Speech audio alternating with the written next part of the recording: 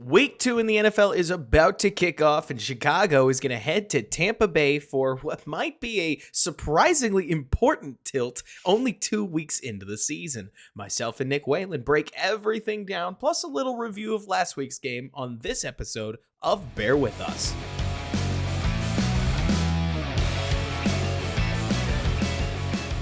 What's going on, everybody? I am Robert Schmitz, the editor-in-chief of the Bears blog, here with Nick Whalen from Football Guys. And Nick, what a week it has been reacting to, is it fair to say, the fallout of week 1? Like, this has been, can I say it's melodramatic? Because it has been a soap opera over here.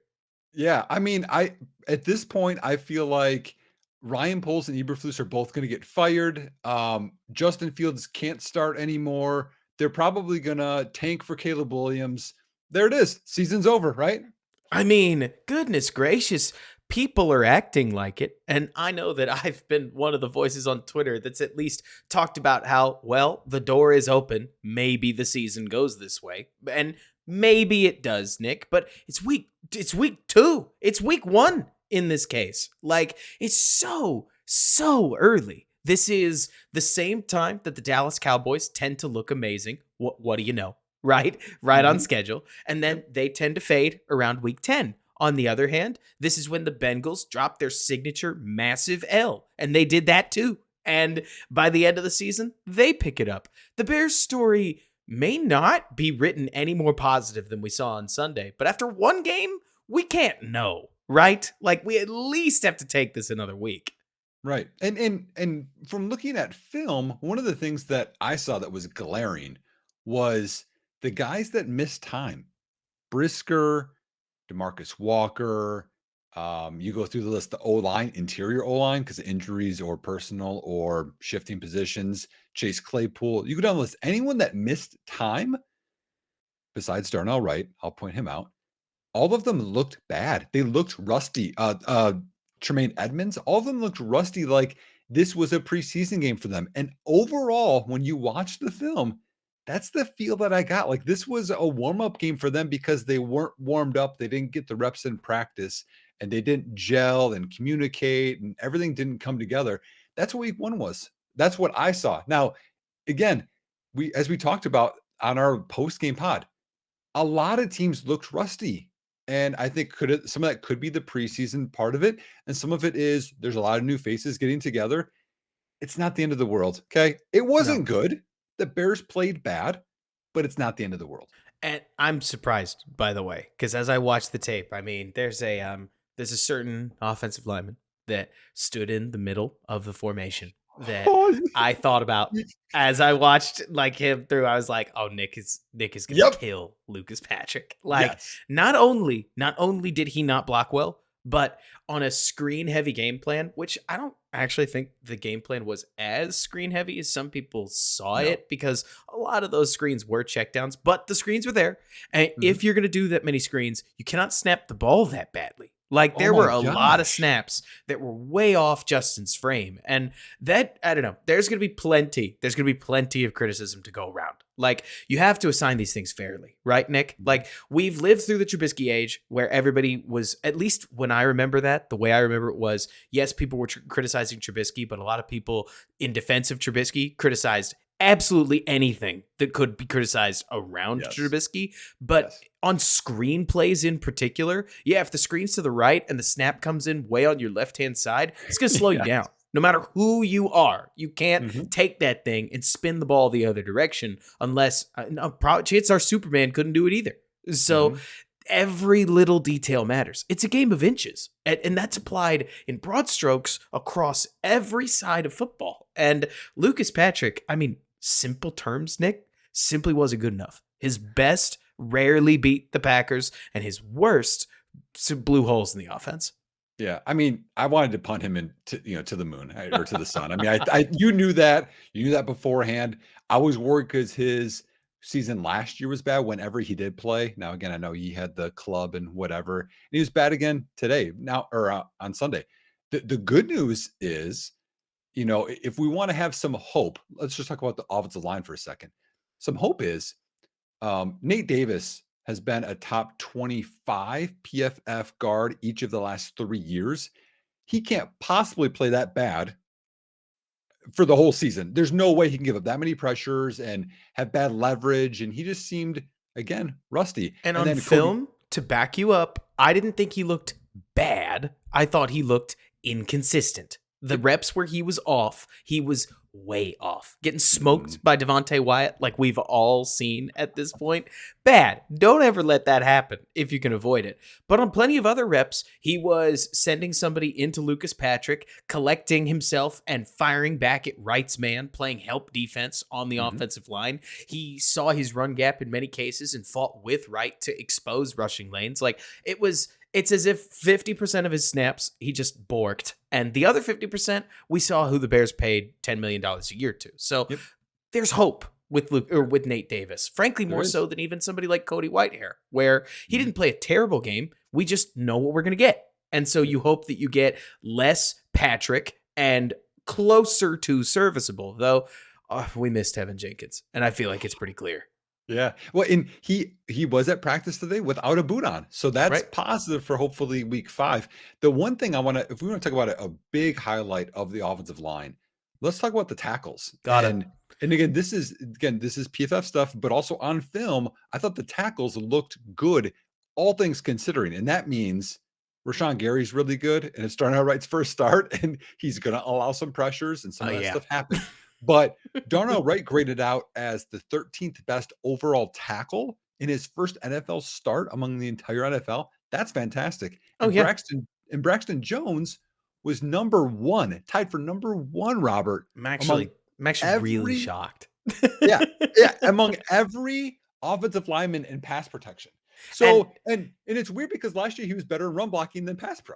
Oh, and this game in particular did him a lot of favors. PFF's grading scale, I remember I was talking to a PFF grader just the other day, and they told me they were probably a little light on flags. And in Braxton's case, the penalties were his major mistakes. But I will tell you, Nick, as we get into this, I feel like we almost have to take a tongue-in-cheek attitude with this game. Because yes, we can play okay, it wasn't that bad, but I really have to emphasize, because I know you believe this, Nick. It was that bad. The only good news is that when the game is over, the game is over. And week 1 doesn't affect week 2 unless you let it. And that'll be a matter of the coaching staff to resolve. And frankly, if they allow week 1 to bleed into week 2, I think you and I would both agree, Nick, that tells us maybe everything we need to know. But we won't get there yet.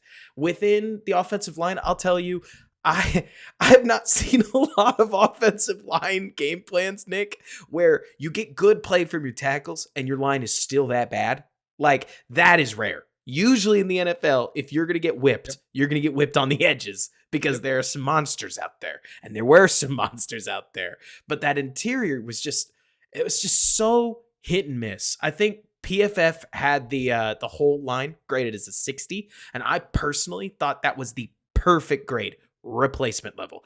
Was this line the worst line in ball? Not necessarily from a pass blocking perspective, but it was so inconsistent. It did not help the team at the very least. And on a day where it felt like the offense needed somebody, whether it was Justin Fields, whether it was Luke Getsy, whether it was DJ Moore, whether it was the offensive line, they needed somebody to be a leader. The offensive line was not a leader. That's for sure. And they spent the second quarter getting buried. Yeah. Yeah, and it was also the run game too. I mean, the interior was just a mess of not handling twists and not handling double teams, letting guys go early. And again, Lucas Patrick, I thought, was terrible. Now, I have a little hope because I think, sure, put Dan Feeney in there, because I mean, that's what you traded for. And at this point, he should learn the offense, because I don't know that you continually can put out that Lucas Patrick product and feel good about your quarterback. Now, I want to touch on one extra detail on top of, you talked about the bad snaps. So one of those snaps was to the left when Fields was throwing that screen to Claypool on the right. And everyone knows that one, that Claypool dropped it. I'm going to give, now Claypool had a lot of things that did not go well in terms of his blocking and other things, but I'm going to excuse a little bit of that drop, because when Fields throws that, it gets tipped, and you're used to catching a spiral, and I don't know how that ball was, and that's going to throw some things off. But if the snap is dead center, or if I'm going to throw to my right, maybe lead that way. That will shorten the throw a little bit, 6 inches, whatever. So the extra time it takes to catch it from your left and then turn and then throw gives the DN more time to react and get penetration and tip the ball. Like all of it goes together. Like we talked about the Yes. quarterback sneak. The quarterback sneak was a disaster. Like there were so many things on top of it. I don't know that Chicago could have played a worse game on Sunday. Oh, I mean, I don't think they could have. And that I can't help but think that the worst part about the game is because eventually we got to get into previewing the Bucks. We will, Mhm. but especially on offense, what I think bummed me out was as much the direction and the process was poor, just as much as the results were. Like, yes, let's talk about Fields. I think Fields might be one of the best encapsulators, and then we'll talk about Sure. Getsy. And we can keep this short because I think that there have been 100,000, close to 1,000,000 words about Fields written at this point. So, summing everything up, like to me, the biggest worry about Fields is that you can tell he improved from last year. Like Mhm. we with Fields in 2022, so much about looking forward and a bright future came from projection. And in the choice between am I going to limit my bad plays or am I going to improve my good plays, it seems as if whether it was this coaching staff or Fields, a lot of influence went into we are not going to take any sacks. And that's great. But Yes. it is an improvement, objectively speaking, Nick. I mean, there's no way you can say that Fields played as poor a game as Josh Allen. Fields played as poor a game as Ryan Tannehill. Fields plays as poor a game as Joe Burrow. But the way Fields played, passing up as many downfield opportunities as he had, is not sustainable. It's ironic, right? Because it's not Mhm. about the rushing at this point. It's more like if we don't hit those shots, we're never going to back a defense off. And if we never back a Yep. defense off, we're going to be in trouble. Mhm. Thankfully, you get more games than just week 1.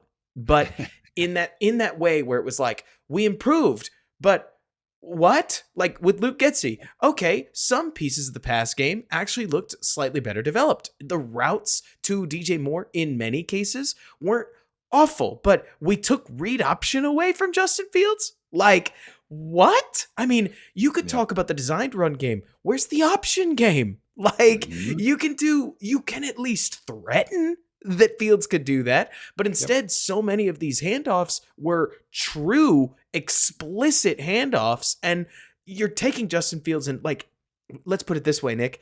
From an evaluator's perspective, well, it's interesting tape. But from a game plan perspective, that's unacceptable. Does that make sense? Like, Yeah. No, there, 100%. I mean, I know we reference PFF just because it's a neutral thing, but PFF had Fields as the third best runner in terms of running in all of football from Sunday, and he had one designed run that got stuffed on a draw. He also had the quarterback sneak, which got stuffed. That shows you how good he is of a scrambler. Like it's like telling Shaquille O'Neal, "You're going to hit threes, okay, from the corner right. all game. That's what you're going to do, and hopefully it'll work." Like it doesn't make sense, and even Green Bay clearly wanted to contain him on those boots, and that was a big key that they had. Right. That's where two of the sacks came from. The one that frustrates me is you have a D end out there on first and goal, and there's a slight rollout after play action, and he has to dump it to Komet. Komet gets 4 yards, second and goal from the 4. They do the same thing again with basically no receivers. It might have been the worst play I saw in terms of a game plan. And then he gets sacked. Like they're clearly doing this. So run him up the middle. You can still do that. He can take some punishment and get down. He even did that last year. Like if they're going to be wide, do this. Like you have to have a if this, then this happens. You have It to counter. it really felt, Nick, to me like the Bears took what they started 2022 as, where they said, "We know you can run, but we really don't want to do that if we don't have to. Whether we're scared of you getting hurt, whether we just think you're a better downfield passer, take it however you will, but we're not going to do that." And it was like they rewound all their game plans to how they started 2022. Anything we learned, throw it out. We only used that last year instead of iterating. And to me, that was just bonkers. And as we start to bleed into week 2, because at this Mhm. point, I bet you we could weave our week 1 and week 2 conversation together. I'll tell you what, Nick, I don't think you could ask for a better test meant halfway facetiously, but I am half serious, than going up against a Todd Bowles team that right now might be one of the worst matchups for Justin Fields in this Bears offense that I think you could ask for. If only because, Nick, as you switch from, okay, we play a lot of zone in Green Bay and we've got really good defensive linemen up front, especially when we get you in a true pass scenario. Now you switch to a Buccaneers front that's every bit as talented as the Tampa front, but they're going to bring an extra guy on 40% of plays. Yes. They're going to blitz. They're going to drop into fire zones as well as man coverage. So fire zone is just a 6-man zone that sits behind a blitz. The picture is going to change a lot for Justin Fields. So if he thought it was tough against Green Bay, who the Bears did a decent job of catching, like with cadences where you could catch the Packers rolling and say, okay, that's cover 3. And then we still would pass up a throw when we saw it. Like, oh my gosh, Fields is going to have to think quickly. Getsy's going to have answers. Like, let's put it this way, Nick. This is a trial by fire. Pun halfway intended with Fire Zone, because this Buccaneers front, I mean, it's worth also remembering that Todd Bowles just had a season that he would like to forget. And he's still proving himself as the Tampa Bay Buccaneers head coach. Like, this game means a lot to Todd, especially because he had an offseason where everybody told him he was tanking. So as I look at week 2, I'm dying to hear what you think. From the offensive side of the ball, it is an enthralling matchup because it's not a good one for Chicago. We talked about this pregame week 1. It's a bad matchup both for Green Bay and for Tampa Bay against Chicago. But this is when you make your money. Like, this is when you prove that you're that dude in the league. Whether we're talking about Darnell Wright against Shaq Barrett, whether we're talking about Justin Fields managing what he can, or whether we're talking about Luke Getsy as an offensive coordinator. You know what I'm saying? No, yeah, you hit it on the head. I mean, Kirk Cousins struggled against this Tampa defense. He threw a lot of yards. Yep, and he got drilled. I mean, one fumble was from under center, and he fumbled. I mean, let's just point this out. Minnesota should have won that game. They outgained them by a ton. They had 2.3 more yards per play overall, but they had 3 turnovers. They fumbled at the 26. They fumbled at the 13. Threw a pick at the 13. And then they actually were offsides on a field goal attempt, which allowed Tampa to continue the drive, and they scored a touchdown. So they really fumbled that away. But in terms of defense, Tampa has 2 great linebackers. Okay, Levante David, Devin White. You're going to see them. Okay, and their 350-pound nose tackle Vita Vea is awesome. Incredible. He's awesome. now, in terms of a run game plan, I think that we're not bad, because with the zone scheme, especially the outside zone, getting Vita Vea to go sideline to sideline is much better than trying to go right at him in terms of a gap scheme. Right. So from that perspective, I think that's good. But yeah, they drilled Cousins on a blitz he didn't see coming. They're coming from multiple angles. But a couple of things of hope. Their DBs did not play well in that game. And they have some injuries going on right now that I'd like to talk about defensively, at least. Kalijah Cansey, a guy that we had talked about potentially with Chicago taking last year in the draft. Stud so defensive tackle. So quick, so athletic. He re-aggravated his calf injury that held him out most of training camp and did not play in the second half of that game. And he hasn't practiced yet this week. So he likely, my guess is, does not play.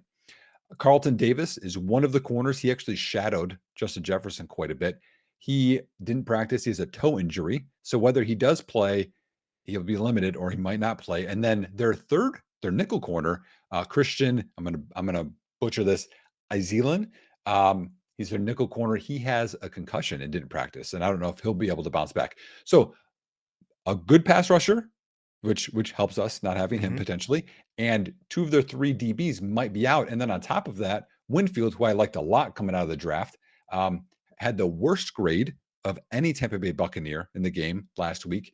And then Jamel Dean, who I actually liked in free agency, not a bad corner. He had a bad game as well. So the DB wise, I'm kind of scared of them because I like them. Right. But if they play bad and they're injured, there might be more holes in the secondary than I envision. I'll tell you, I'm dying to know what Todd Bowles is going to do because watching that game in particular, because I mean, I watched a shocking amount. I can't believe I watched this much, but like 2019 to 2020, I watched a lot of Bucks defense because they were one of the best defenses shutting down the Packers. And so I Yep. wanted to get a sense for how they did anything, right? And Todd Bowles called one of the most zone heavy games I have ever seen him call. And I think it was because of Justin Jefferson. I mean, you can't play man against that man, No, right? Like, no. especially blitz or not, like you let him run all over you, he will. And he still Mhm. did. Like Jordan Addison also had himself quite a solid little game. And so I sit here looking at somebody like Winfield, somebody like Dean, and ask myself, how are they going to play against Chicago? Which, for better or for worse, when effort was such a question mark, especially in the later part of the game, Nick. I mean, Yep. the Buccaneers have to be salivating that this could be a get right game on defense. Not that Mhm. we want to give it to them, right? And if there's one thing that they did so well, they being the Buccaneers, you said it perfectly. Minnesota, from an efficiency perspective, was phenomenal. So, Nick, what undid them? Don't say turnovers. The answer I'm going for is the Buccaneers force negative plays. The whole Mhm. Buccaneers defense is skewed around the idea that, hey, you could pick up for 4 first downs. We're gonna sack you, and when we do, what are you gonna do about it? And I actually think that's a huge test for Chicago because Yep. Chicago was an offense that needed all 3 downs last year, and nearly whenever they took a negative play, they either needed some Justin Fields magic or they punted for the most part. And Mhm. so it's a huge test. And I mean, Yeah. that's with Logan Hall playing pretty poorly in that Minnesota game. And Yep. he's a guy with plenty of pedigree. The defense to offense matchup, I would be lying, Nick, if I said it doesn't worry me. But I also can't help but think of a better test because I, as a Bears fan, don't want to relive that 2020 season where Mitch Trubisky won no, wait, it was 2019, wasn't it? Where Mitch Trubisky 2018. won a ton of fans back because he smoked Jacksonville and he smoked Detroit and he smoked Minnesota that were just some terrible defenses at the Yep. time. If you're gonna prove it, this is a great way to prove it. It This is. is a great way to prove it. You know what I Yep. mean? Yeah, and in Tampa Bay last year, just for reference, they were DVOA 13th best defense, and I mean, they're a solid defense. They certainly have pieces. I think it's gonna be interesting to see how we run against them because they're typically a better run defense than pass defense, and so this could be one of those times where it's like, okay, let's get pass heavy and let's let it rip. Because it's going to be interesting to see with the game plan, but also with Justin. Is he going to be like, all right, screw it, everyone didn't like that. Now I'm just going to let it rip, and then we can see the weapons do what they do. Especially I with hope the so. defensive backfield, they might be banged up too. So maybe he'll just let it go. You have to. I mean, as much as I love the idea of what we came up with, Luke Getsy did what we thought he would do. Maybe, Mhm. Nick, it was a problem that two guys that two guys on the internet could call out exactly what the Bears game plan was going to Was he be. listening to us? Is that what it was? Well, I mean, it doesn't help that we also mentioned what Joe Barry would do, getting Yeah. 5 wide and Luke, forcing Luke, the Luke, Bears to just give run us a at him. call. Okay, we'll set up this week Yeah, for you. well up, yeah. But eventually, you have to decouple your passing game from your running game. The Mhm. the Bears ran into this issue where because they couldn't get the ball moving on first down, they couldn't get the pass game moving either. They couldn't get a play action game moving, and then when they wanted to open up the second half with a stag play action, they managed to make it the most obvious thing on the planet. I digress. I'm getting mad again. Uh, like this Tampa Bay team is probably going to put an extra guy in the box, and then they're still going to send him. I mean, Mhm. this team defies common old school defensive logic. I mean, Yep. Todd Bowles is as aggressive gets. And in a day and age of Staley shell coverages and Fangio sitting in quarters, Todd Bowles lines up and says, hey, 5 of these 7 guys are coming. I'll let you know right now. One of them's blitzing. I'm not Yep. going to tell you which one. And Well, I mean, the it's, the the only one that's more aggressive than him is we're gonna see twice this year is Brian Flores in oh Minnesota. my So that's a whole gosh. nother thing we'll talk about. But yeah, aggressive. And you can when you have super talented linebackers that can cover up for a lot and blitz. Right. And you can get these guys. Like in Tampa, if you hit big shots, you can get these guys. I will tell you right now, Nick, what worries me a little bit is that Fields' general answer for a blitz has been running the football. And Mhm. I think that can have some success. Fields might have plays where that works for him, but I also can't help but think that this Tampa defense, like this front, can run. This is something we Mhm. don't talk about, right? In football conversation, we don't talk about the fact that Tampa has built their edges to chase you down. Yep. Like they know the blitz is going to get people moving, so they have to have guys that are going to run Mhm. and go get you. And that's okay. Like Justin Fields is one of the fastest quarterbacks in the NFL, but this isn't Preston Smith coming after you, right? This is Shaq Barrett. Like this is Yep. Logan Hall. These are lighter, faster guys. And Well, so, and I'm gonna butcher the name too, but you have first round pick 2 years ago, Joe Tyron. oh I man, can't I I forgot can't he's I there. ca I can't do the last one, but another first round pick. So you have a lot of potential on that line as well. And all I want to see personally, like, I hate this because I do think that Justin Fields' success has to come from being a dual threat. Like, you can't just stash him in the pocket the way that you can some other quarterbacks that have athleticism. But if there's a game to do that, we've got to hit some hot routes. Like, I Yep. remember there's a corner blitz that a lot of people have talked about already, so you've probably heard this before. But the corner blitz that Justin Fields spun out of and created a first down, the Bears didn't even sight adjust that hot route.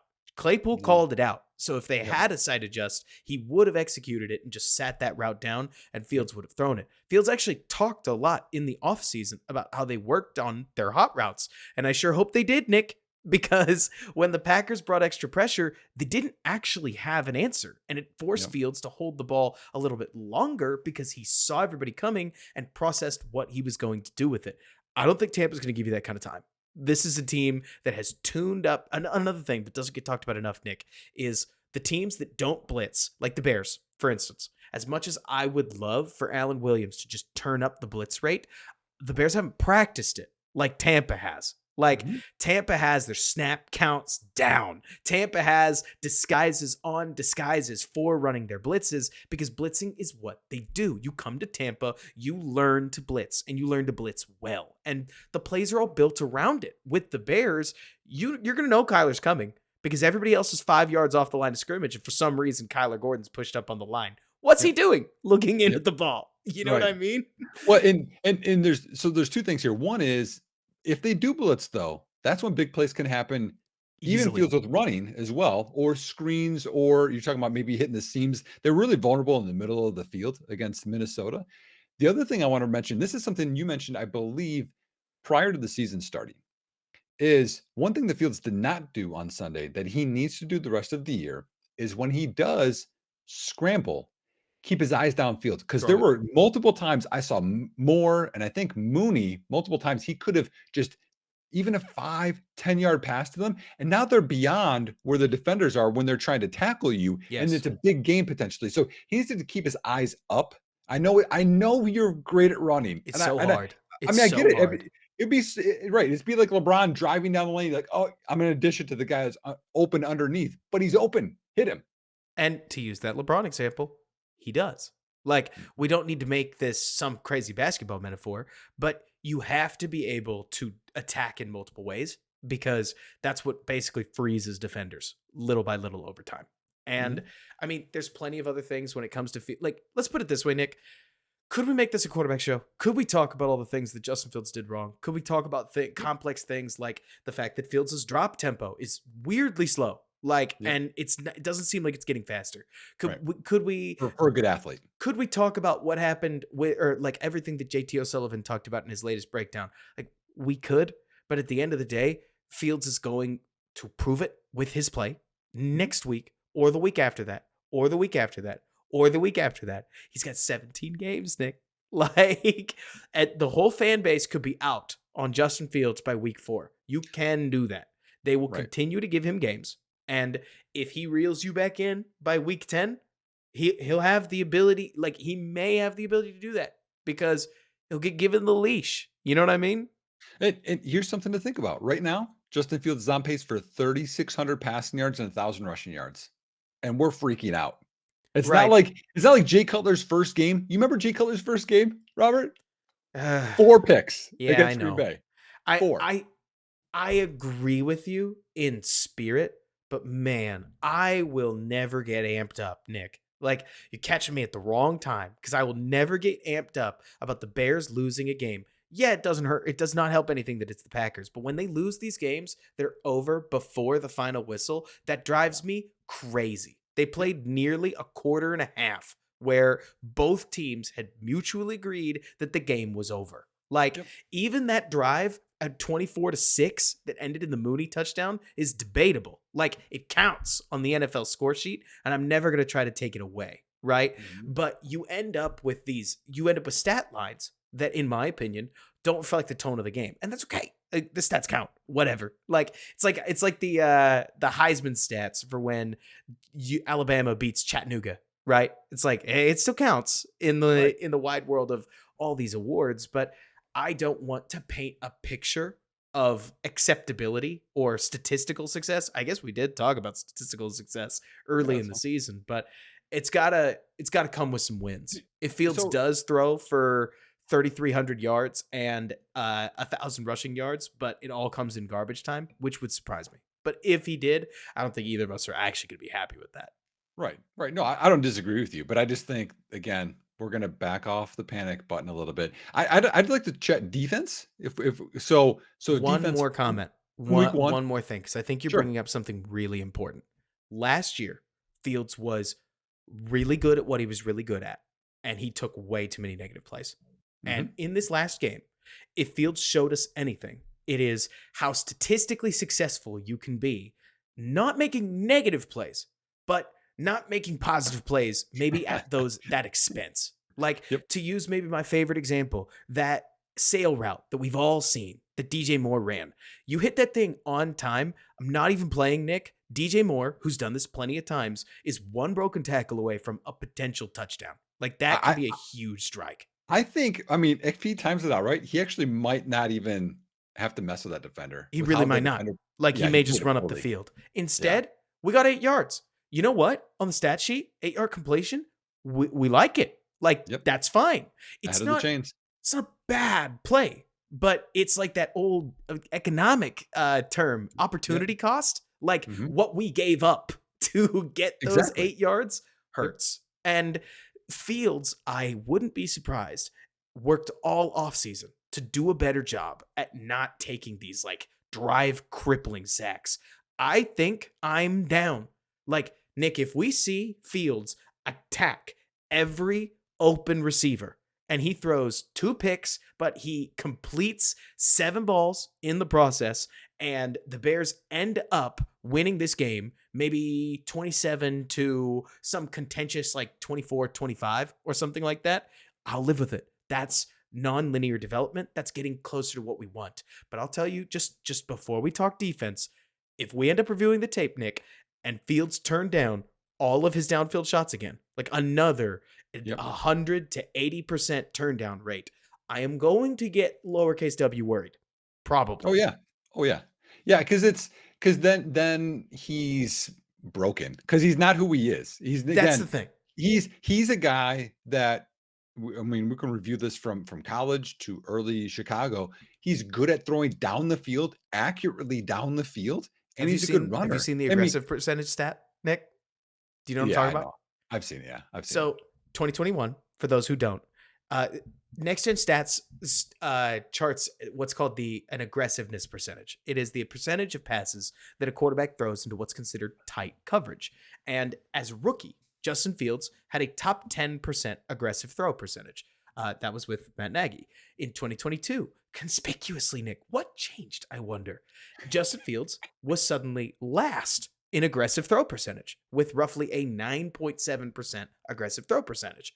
Justin Fields on week one's game was a 2.7% aggressive throw percentage. Yep. Wide last by a large margin.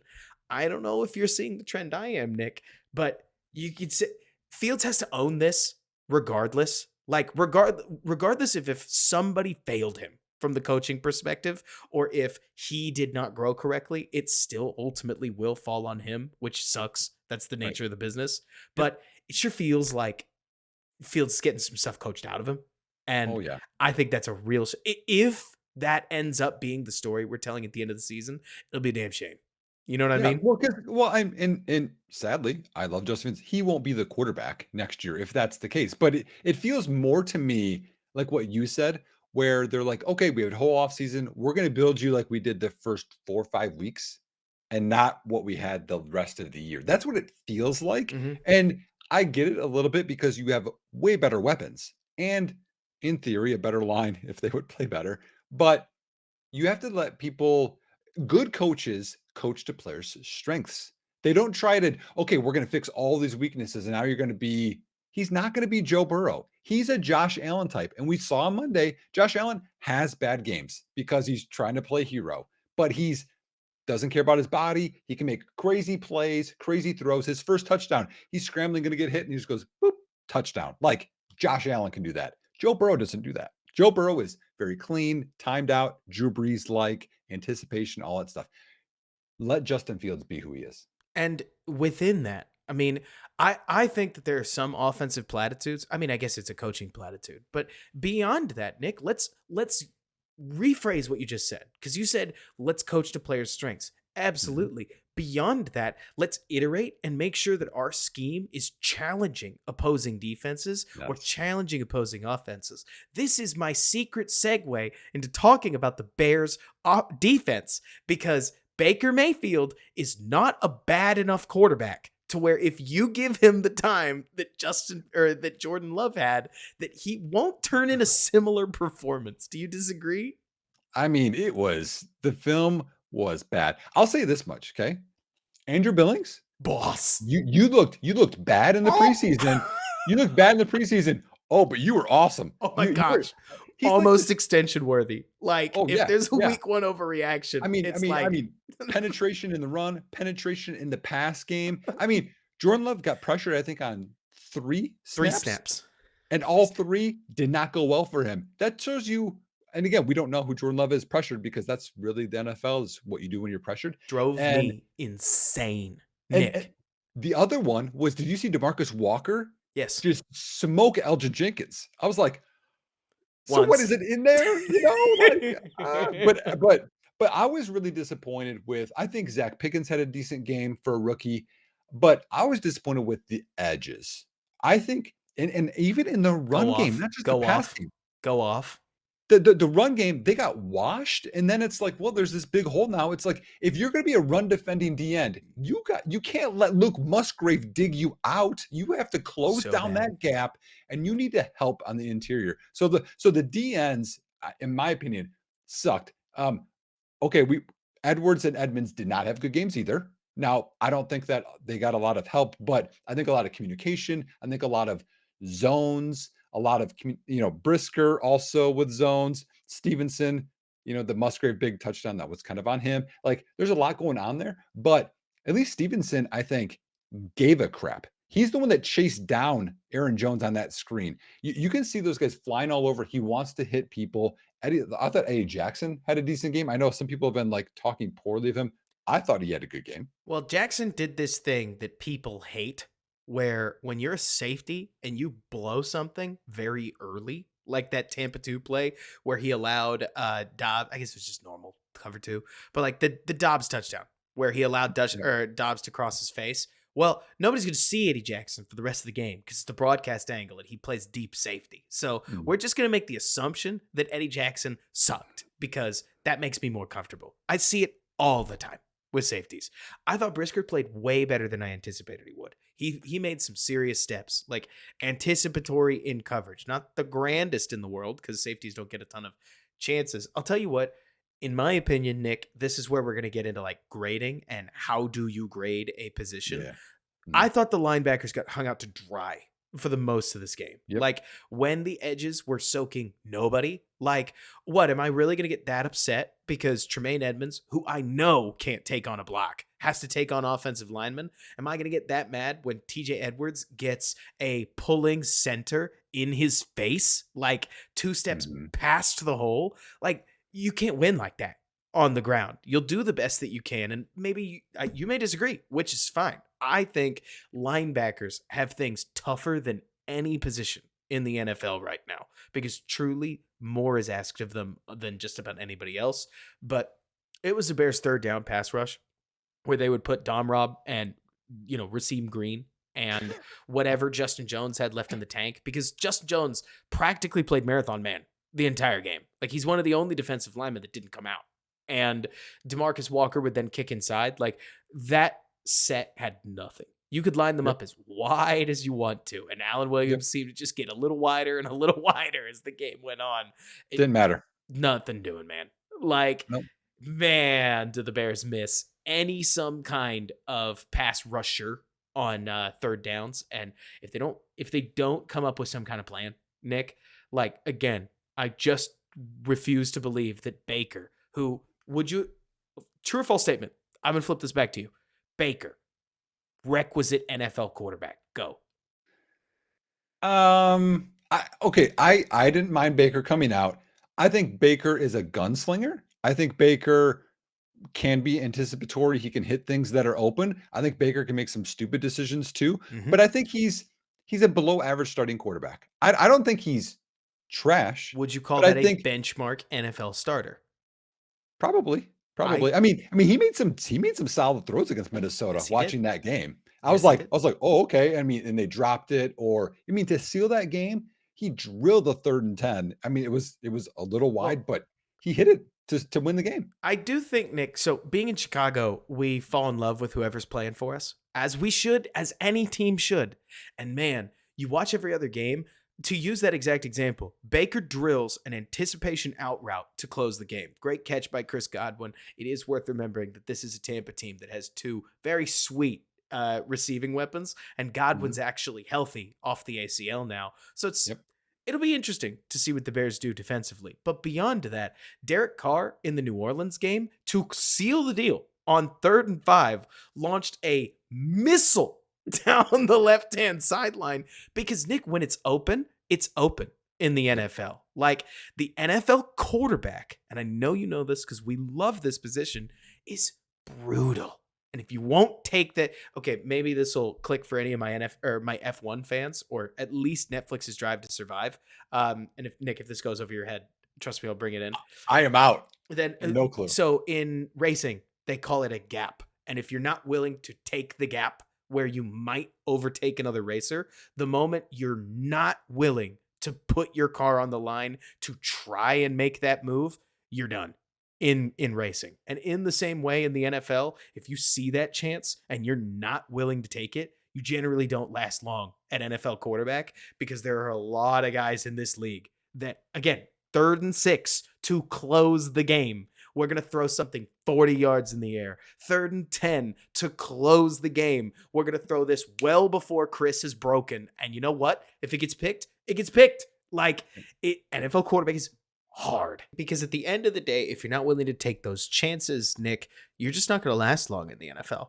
Right. And with Baker too, here's where he takes too many chances. Okay. And I'm sure you watched some of the highlights.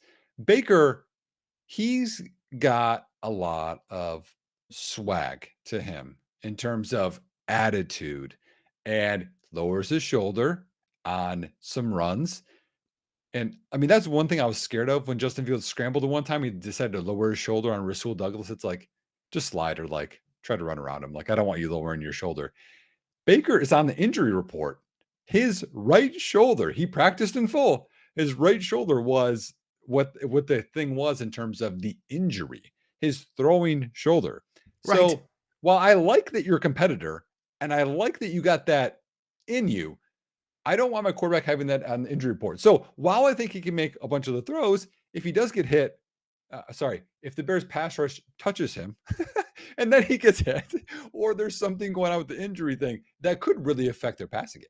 It really could. And I'll tell you, from the offense's perspective, I didn't see anything in Tampa's offensive game plan that really made me go, wow, these guys rule. It's more like, it felt to me like Tampa's offense floundered and flailed.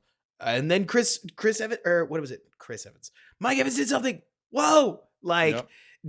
they feel like they're living off of the explosive plays that they were able to create with their big dogs. And maybe that remains with the Bears. It felt like the Bears actually did a pretty bang up job stopping the run. Kudos to you, number 97. You were phenomenal. Yeah. And I thought Tremaine Edmonds did a really good job stretching side to side, and Tyreek Stevenson and Jalen Johnson pulled more weight than they usually do, or at least than I've seen a lot of Bears corners pull in the run game. So maybe Mhm. the Bears are able to track that down. But I mean, gosh, Nick, let me ask you boldface, like the Buccaneers and the Bears on those critical third downs. Do you think the Bears defense ha- is going to play that badly on third down again? Like, do you think that this is a systemic issue, or do you think that it's just a matter of miscommunications?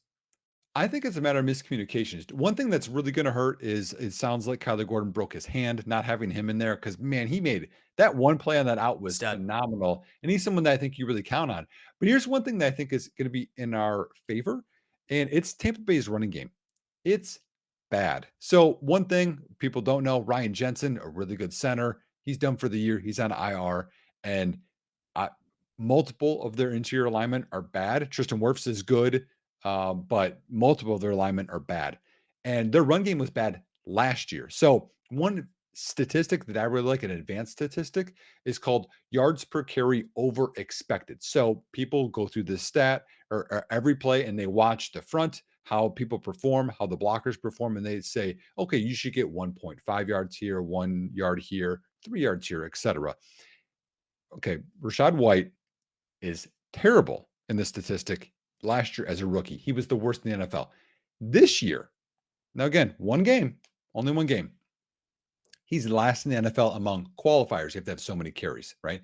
He averaged negative 2.4 Oh, yards per no. carry under expected. And Oh. with a bad O line already, that's something that doesn't fear me. So then that makes me think that the third downs are going to be longer for Tampa, which makes them a little bit easier to defend if you're Chicago. It should. I mean, the Bears certainly got enough reps on third and long. And if anything, I'm amazed at how commonly Green Bay was able to exploit space. But you're also not up against Matt LaFleur every single weekend. Now, granted, you faced Matt LaFleur without any receivers. So you ended up with guys like Jaden Reed and Luke Musgrave taking advantage of busts and miscues in coverage. And obviously, Nick, I think both of us would agree that any optimism relating to this Bears defense has much more to do with faith in the talent, I think, anyways, than Yes. like a particular love for let's not pressure the opponent. Their Mhm. mistakes will come to us. I think Right. it is playing a dangerous game, right? Right. Well, a couple other parts to this too is I think Minnesota's defense is bad Yeah. this year. I mean, they're bad talent wise. I know they're going to blitz a bunch, but they held Tampa overall to 3.6 yards per play. And you talked about third down and why I'm hopeful. Tampa was 6 of 17 on third down against Oh a my bad gosh. Minnesota defense. So overall, I just think that they're not a great defense, and I know that they won the game and they got a couple of conversions, but I just nothing fears me there. The only matchup that I'm worried about, and you had talked about this, is their defense against our offense. Oh yeah. I mean, if anything, I feel like this evens it up. I'll tell you that I actually think Jalen Johnson. So it's going to depend on how they want to use Mike Evans. Mike Evans versus an injured Josh Blackwell is a matchup I hate. And the Bears aren't going to shift their corners. So if Tampa wants to put Evans in the slot, they'll have all the world, or they'll have all the ability in the world to do so. And if not, they could just leave Chris Godwin there because that's where he's eaten a lot of Yeah. yardage. Yep.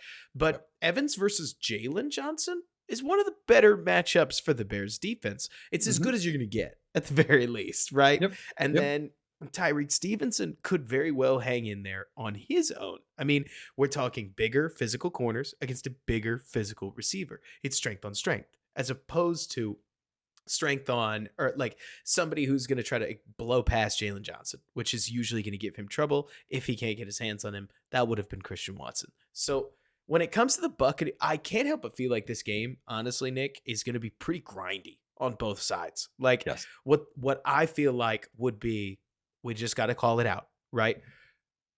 Oh gosh. Am I an old head defensive coach, Nick? Because I was about to say we can't turn the ball over. Like, I mean, we have to be willing to turn the ball over, but holy smokes, a strip sack is going to hurt. in this game. Like against Kansas City, do what you got to do. Like you have to act like the opposing offense is about to score on you, and if you don't make a play, then you're already out of the game. Like a punt, I'll yeah. How about this? I'll take this back, and I know you're much younger than I am, but other Bears fans will remember this play. Chicago Bears defense mid 2000s was pretty good. They played Tampa Bay. The Bears couldn't score. So you're relying on the defense. And Alex Brown against Chris Sims, quarterbacking for Tampa, comes My around the God. edge and he swipes the ball and he fumbles and it's there. And I think Lance Briggs dives on it. And so then they have like a couple downs to like punch in and like, get 2 yards.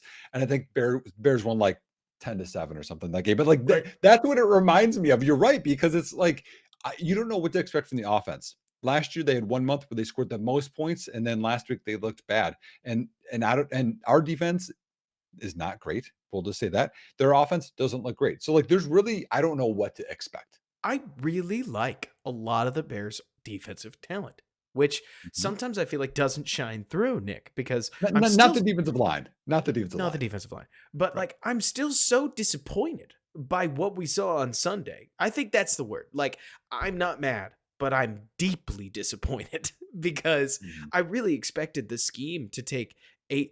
To me, this scheme is ignorant of the defensive talent you have. To me, a coach that is playing to his defensive strengths would have at least acknowledged that we are not going to get pressure with this front four. And Yes. to continue to act like Raheem Green and Dom Rob, perfectly fine backup edges if that's the direction you want to go. Like, but to act like those guys are going to win for you on the edge in the NFL to me is not a multi-million dollar decision. And defensive Oh. coordinator is a multi-million dollar job, Nick. That's a terrible idea. Well, one debate too here, I think that we need to talk about. So you mentioned Josh Blackwell injured, and for people that don't know, didn't practice hamstring injury, which is odd because I didn't hear about that initially. No. But Josh Blackwell is our backup nickel. So now we're third string nickel potentially if he doesn't play. And one thing that I saw floated out there, which I don't like from Courtney Cronin at ESPN, was what if Tyreek Stevenson, who has experience, goes in and plays nickel corner, and I'm then you glad have you asked, two. Nick, because I Right. would hate that with a I would burning too. passion. Yes. Like, Hate it. slot is so hard. You put Yes. Tyreek Stevenson having practiced exclusively on the outside file in the nickel, and Chris Godwin is going to hang 2 touchdowns and 110 yards on a rookie that has functionally never practiced at this point. Like, Alex Bars going way back. Alex Bars, He yes, was wrong. I like friend of the Bars, pod. man. Like, he like going all the way back to 2020, played his first game ever at center in the NFL, which happens. I mean, first of all, there's usually at least need surrounding it, but while snapping is irregular, offensive line is offensive line to some degree. I don't think it gets talked about enough how different using the sidelines and everything that comes with playing outside corner is from slot. Because slot, you have to know every angle, Nick. It is cruel out there. You got to know Well, where your linebackers have you covered. You yep. got to know where they don't. And if you get beat, there's too much space for Well, you to and get beat. last year, shockingly, um, and then the name is Kyle Hamilton. There we go. I had a brain fart. Kyle Hamilton played slot for Baltimore and did phenomenally, which was such an outlier because most of the time the slot receivers, okay, we always think of those as little guys, right? Because they have to be low to the ground because they could go left, right, any direction. So your corners need to be similar size because you're always matching, you're reacting. Tyreek Stevenson's tall and he doesn't have as good change of direction. That's why he's better on the outside. That's why he struggled with that when he played at Georgia before he transferred to Miami. When he was in the nickel, he struggled there. So I would not like that. From one, I don't think he'd be successful there. For two, continue the development that you've already built Yes. on with a guy at outside corner. You don't want to Kyler Gordon this thing where he's here, then he's there, then he's here, then Yes. he's there, and you don't get progress. I could see Tyreek Stevenson. I really could, Nick, actually succeeding in the nickel. Like I liked his start tape a little Hmm. bit. Like at Okay. Georgia, you'd have to architect the role a little bit differently. But because, like you're talking about you'd have a slot that could get hands on people and has the explosiveness to chase you down. I mean, his speed when he hits his top gear is pretty impressive. Like we saw him run down Aaron Jones. That's Right. Tyreek who came all the way across the field to take Yep. Aaron Jones out of bounds. For me, it's the lack of practice. And let's just call it what it is, Nick. The stakes on this game. We talked about stakes in last week, and now everybody's pointing fingers at each other. Obviously, this game meant a lot to the team, and Yes. Yep. it felt like it hit them hard. This is Mhm. your response game. And worse, I know everybody's going to pretend. Okay, so two big lies, right, Nick? Lie number one, that players don't read the media clippings. Yes, they do. It's why Mitch suggested that they turn the TVs Uh-huh. off. Ryan Poles said he even looks at Twitter some. Right. Lie number two. Oh, we don't focus on what's coming up in the schedule. Yes, you do. Like you at least give it some thought. And remind me, Nick, who do they play next week? Well, after Tampa, they play Kansas City, unfortunately, who Chris Jones just ended his holdout. Yep. And so Chris Jones, Our would luck. you believe it, has a week and a half to get into play shape, which is Yep. exactly what Tariq Cohen just said about like his own comeback potentially with Carolina, that it could take up to a week and a half for a signed player to get back into play shape. He'll be so fresh just in time for the Bears game. That's fine. Like it's not some death knell, but it kind of means you kind of got to win this one. Oh yeah, Like, this is because this is a big game, and then Kansas City, which I mean, I think people already marked that down as an L, which you never know and how things you don't happen. know. You play the But game for a then, reason. but then it's Denver and it's Washington. You got a bunch of tough defenses coming up. You got a bunch of tough games, and we got to start winning some games, or else more finger pointing, more negative media, more things about Fields because everything is apparently his fault. Like we have to get some positive, and this So is the get right game. if there is one thing, Nick, that I will say, we've said a couple things about Justin Fields, but I want to point something out that I think is really critical. Like, to me, wanting to fire Getsy and especially wanting to fire Matt Eberflus is not a defense of Justin Fields. The scary part for Fields is that this is already coach number 2. And so his resume so far is whatever he's put on tape. And if under an unbelievably bad season, Matt Eberflus did lose his job, it would be a big ask, don't you think, for a head coach to walk onto the roster and not want to change a quarterback, right? Yeah, well, because if he goes, I mean, you have to have such a high pick, and it would be tough to go down that road. And I don't really want to go down that road. I I'm think not we're way too asking you to, early. Nick. Let's The only reason I even bring it up is purely to talk about how the wins matter.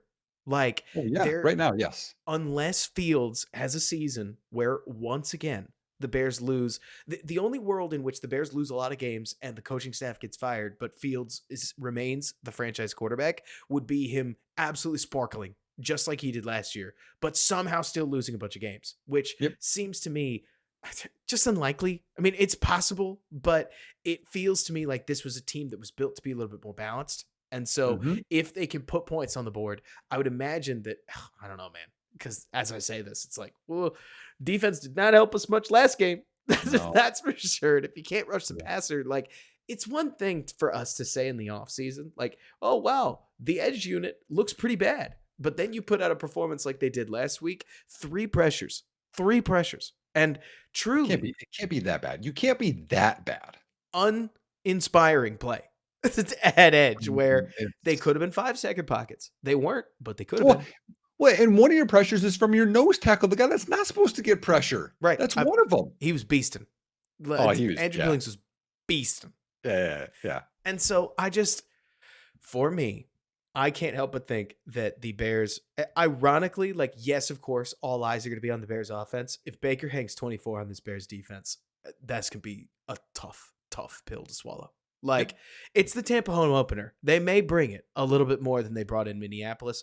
I never know when it comes to these things. But man, like, Bears defense, in my opinion, has got to keep Tampa under 20. What do you think?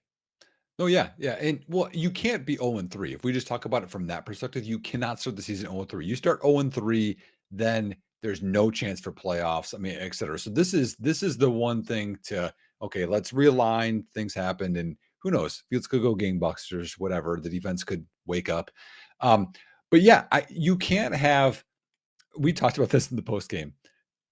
After Green Bay scored a touchdown on the first drive, it went through my head the nightmares of like, I hope we score a touchdown. And it didn't even happen in the first half. We had to wait till the second half to get a touchdown. So I think it's one of those things where I think we need to start the game positively. We need to, I mean, they Yes. actually have a decent returner too, who I was concerned about our special teams covering units. We cannot let a lot of returns or let, I don't know, They let up Tampa quite a few. start every drive at like the 40 going in, which is what it felt like in Green Bay. Like you need to win where possessions start.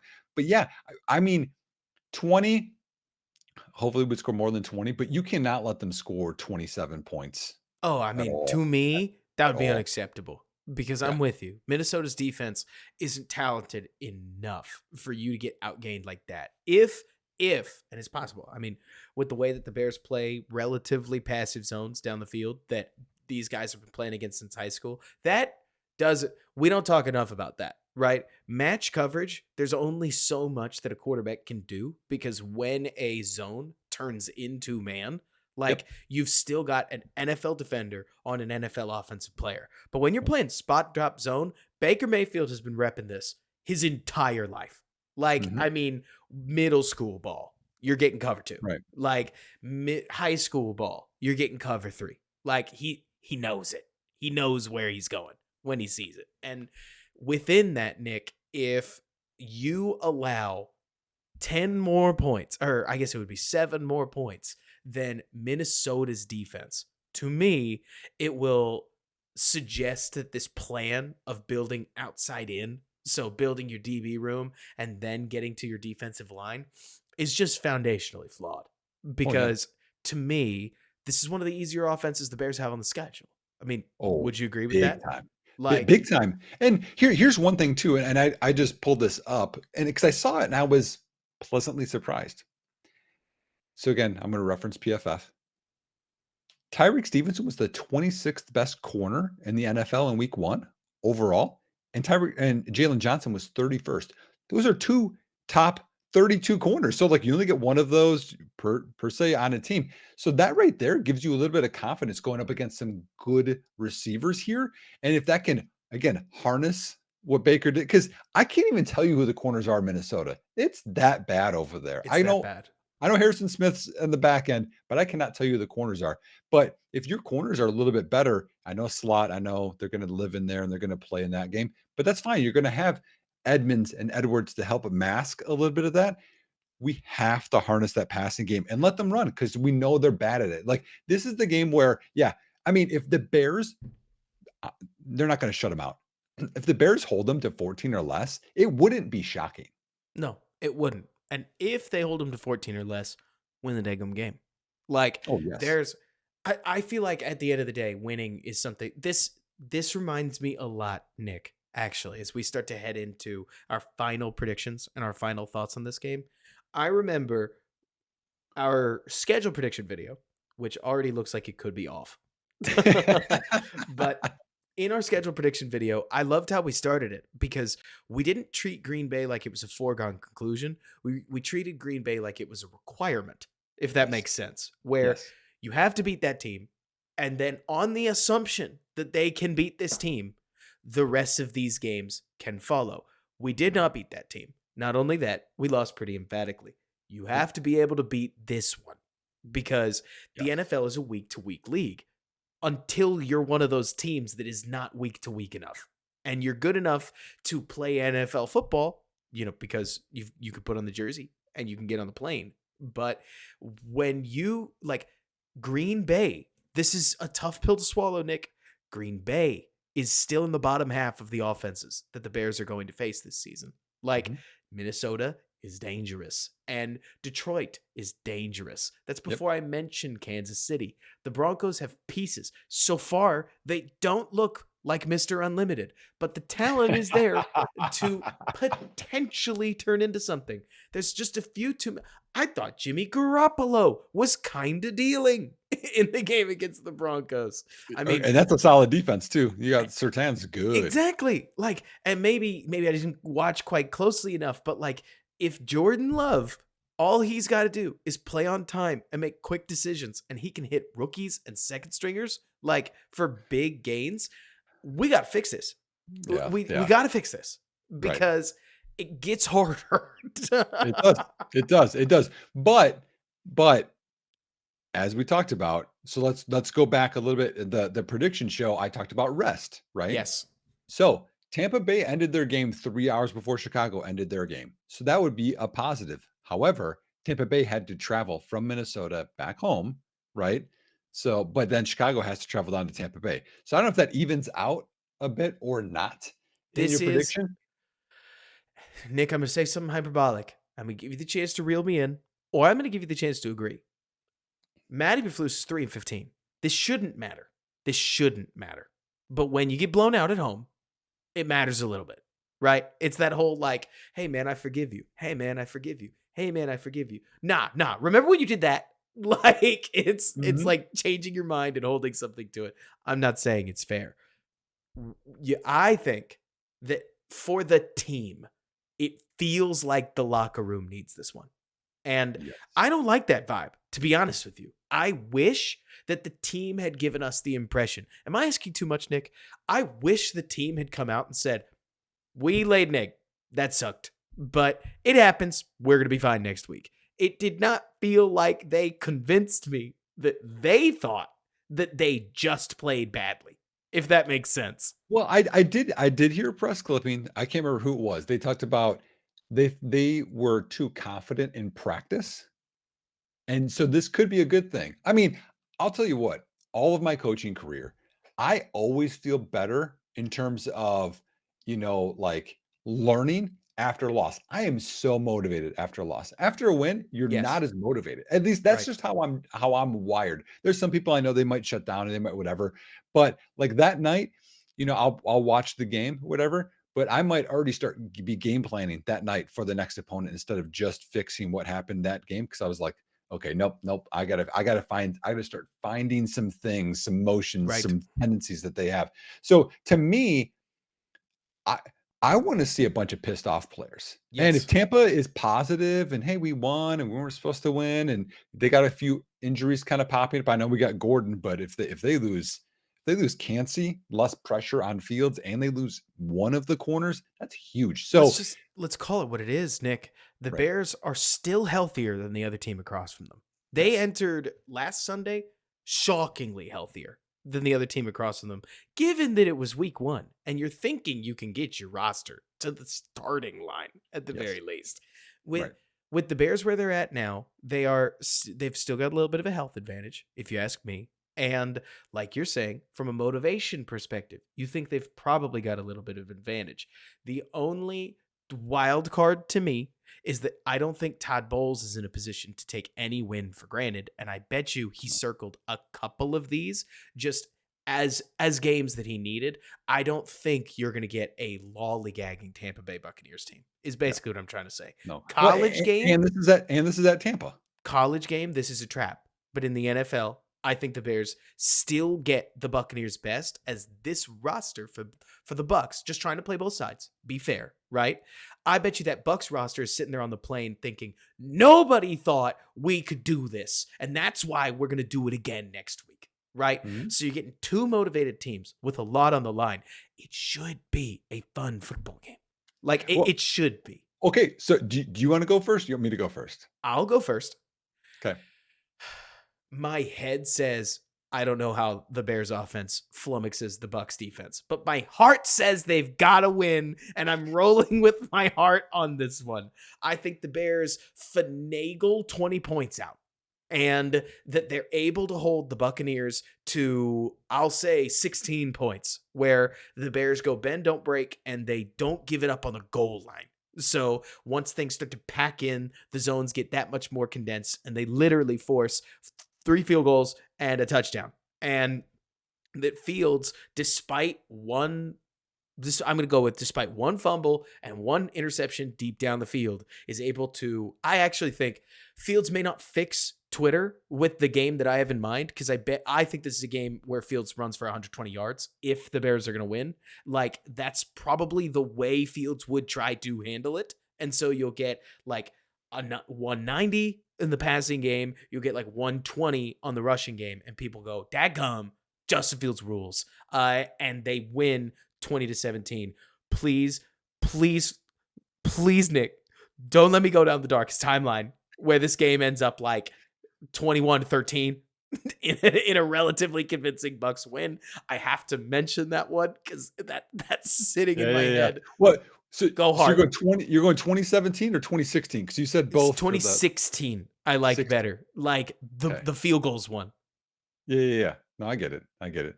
Um, so well, hold on. How many field goals? You can count. So it's touchdowns, so So it's 7 one touchdown and and three 3 field field goals? goals.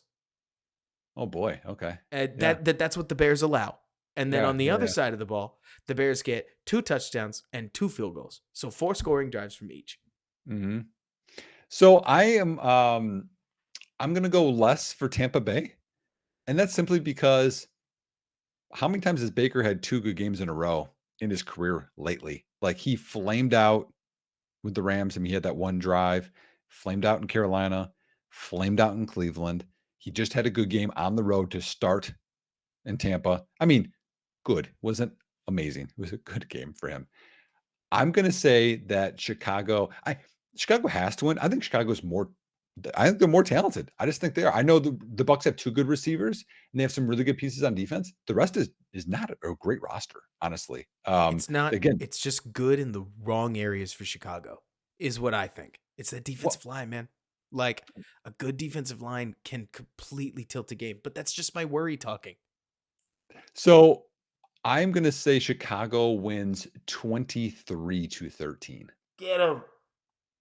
Get him. Oh, please. You're being ready. I mean, last week I was 24-14. So what do I know? But I just think, but I just think what happened last week can't happen again. Like, they can't look that bad on both sides of the ball, and they can't have all the penalties when they were one of the least penalized units last year, and they can't lose the turnover battle again. They can't lose the third down conversion battle again. Like, all those things, I don't think statistically, I don't think it can happen. It shouldn't, but man, like if we were going to assign scores to the game, I know that's literally what PFF does, but like if we were gonna assign proverbial scores, Nick, the Bears are coming from such a low week one score in terms of how well I think the coaching executed getting the Bears prepared. Like, let me put it this way. Let me put it this way, Nick, because this reminds me a lot of 2018. And this is me just straight up spieling. Okay. You may not even like this, but just being blunt. I don't know how the Bears practiced too confident.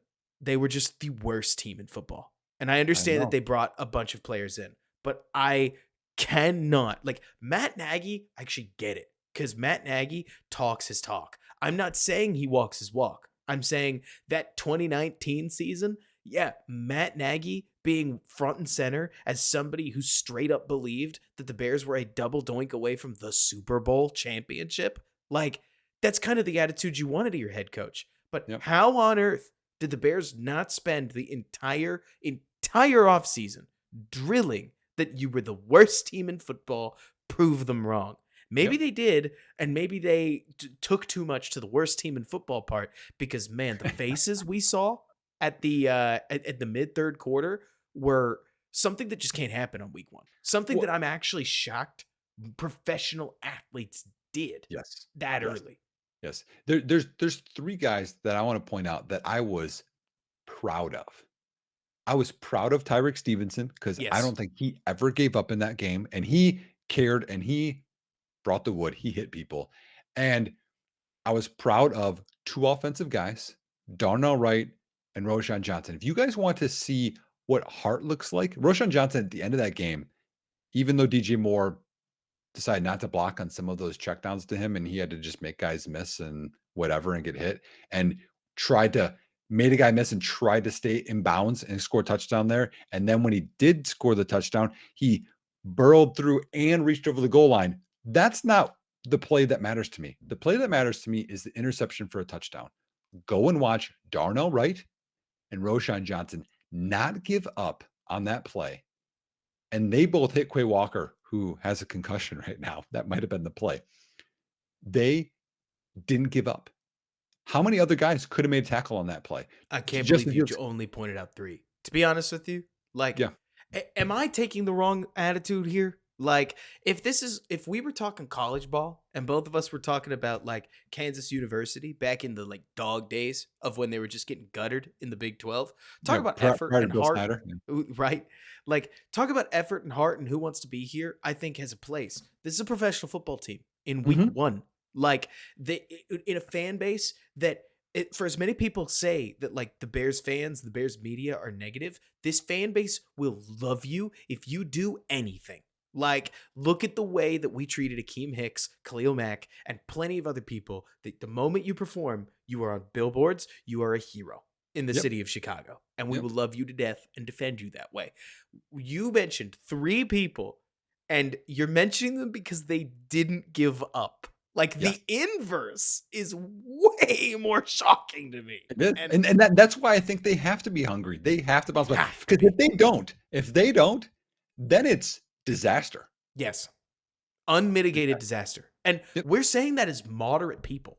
I Yeah. like to hope that it's coming through, that we're trying to be as moderate as possible. But on one hand, you've got Arizona, who says, and we don't believe them, that they're not trying to tank when they trade for Josh Dobbs. And then there they are, like, still a 1-score game Yep. all the way into the 4th quarter, and they just don't get it. Normal NFL ending, as they really tried to grind out a win. Like, they were getting Mhm. pressure on Sam Howell with nobody on their Yep. defensive line. Yes. Man, do I wish that we could do a little bit of that, right? We'll see. We'll see. But we both predicted wins. So That's that's good. have to. Like I almost feel like this is like pleading with the Bears as much as it is predicting, Nick, Maybe. where it's like, I mean, I just can't see Tremaine Edmonds being that bad again. I can't see TJ Edwards being that bad again. I can't see the interior O line, despite everything, Nate Davis be that bad again. I just can't. we got to see it. We really have Yeah. to see it. Yeah. I am blown away that we are here in week 2. I really am. Like, I'm holding back as we talk about some of this. Like, Ooh, I got one thing. Let's talk Yeah. about a positive. Okay, to Yes. end this. Okay, yes, please. get my mic all ready here. You get I'm up gonna get, there. I'm gonna get in close. Get in it. Roshan Johnson is the best running back that we have, and it's not Amen. even close. Pass protection, running the football, and again, effort wise, because I mean, you probably saw what I was talking about with Herbert bouncing outside too much, trying to do too much. I thought Foreman ran hard. He does what he does, but Roshan Johnson, difference maker. And Now, how soon before he's the starter? I want to see him in the 1st quarter. This Yeah. isn't me trying to put too many red flags. It's a standard practice for running backs. You put that guy who's fresh in Oh, the I second know. half, and he rolls out and freaking dominates. And I mean, that hit he had was straight out of a video game. Like, Yep. that was one of those truck stick abilities that somebody gets, and he just ran But over like dudes. but It was awesome. that hit is what you're talking about. Fans will love you if Love you you. do that. Love you. You Like do Cutler, when Cutler would lower his shoulder, the same stuff Baker does, we People love it. freaked Was like, out. "Dude, he's tough. Freaked That's my out. quarterback." Like, and within that, like, I think Roshan's awesome, and I'm not trying to take a darn thing away from him. When you give Khalil Herbert rushing lanes, he'll get you 60, where Roshan will get you 25. And that's a bad thing. They're different No, running true. backs. Like, they do different things. I thought Herbert looked much smoother catching the football than he nearly is ever true. has in his life. Like, Herbert is not somebody that I have an issue with, because him trying to do too much, and after nearly 5 run stuffs, I don't know what I'd do as a running back either. This is where I can't relate to the football player, but I try anyways. Right? Yeah, no, I get it. Yeah. I mean, they get frustrated too. They go outside of their thing. But I mean, now you're gonna make me go down into the Green Bay, like, knew when we were gonna do boot, and then there were huge rushing lanes when we had the play fake going on. And then like how about the weird 2nd and 4, or the goal line, 2nd goal from the 4, when we don't want the play call is, if he just hands it to Foreman, it's a touchdown. Sorry, I'm a sore. Nobody talks Easy about this touchdown. enough, Nick. At least I haven't seen it talked about. But I swear, Getsy was not even playing games, a play call behind the Yeah. entire game. Yes. Like, he would see Joe Barry line up in what's called a penny front. That's 5 wide with 1 linebacker and a 6-man box, something really light. And the next play, he would send in an inside run. when they switched to a 7-man box. And suddenly the run wouldn't go anywhere. Like, checks at the line, like, let's get into this. I didn't see any of it. If you saw it, I mean, I wasn't watching closely for it, so maybe it was there. But like this attitude of Fields is our confident operator and we're going to get into the best play. It's not on Fields. This is the unit. This is because you get months to prepare for this game. So if you go in there and you say, when we get this front, we are going to change to this. I mean, we do that in high school. We do that in college, Robert. They say. have to do this. I mean, Tyson Bagent talked about his checks. We talked his checks. So you think they have to be built in the game plan, just like the sight adjustments when the corner happens and Claypool sees it, you settle down and it's easy completion.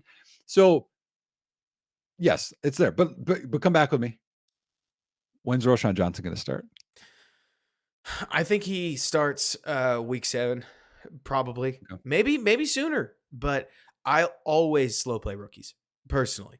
Like, I think he starts to get more and more action going forward because he shined. I think they're gonna love that. Well, but did you see his PFF grade? Was it awesome? Because I bet it was. Well, okay. Overall, 12th best running back in the NFL, which is good. Oh, he was sweet. In terms of a rusher, 4th. He hit his hole, and he did a great job. Like, he really did. Pass blocking, 5th best pass blocking running back. His competition is that Foreman and Herbert didn't play bad. The offensive line, in my opinion, did not help them.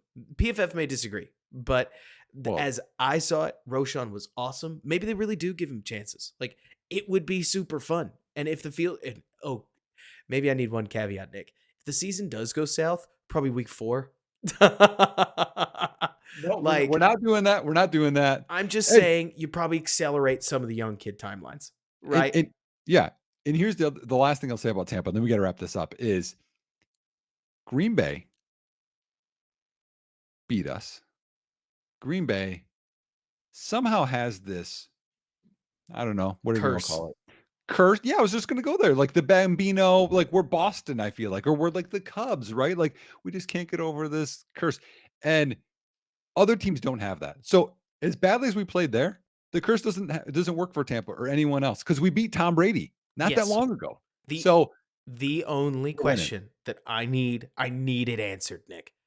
The Bears aren't going to get blown out this weekend. If they do, oh my gosh, we've got problems on problems. Like, we have problems enough if we lose a toss-up. I do think we're looking at a toss-up. And so if, let's say that I could tell you right now, I could look in this crystal ball, right? And that this game is going to end 19-17. It is mission critical. You're the 19.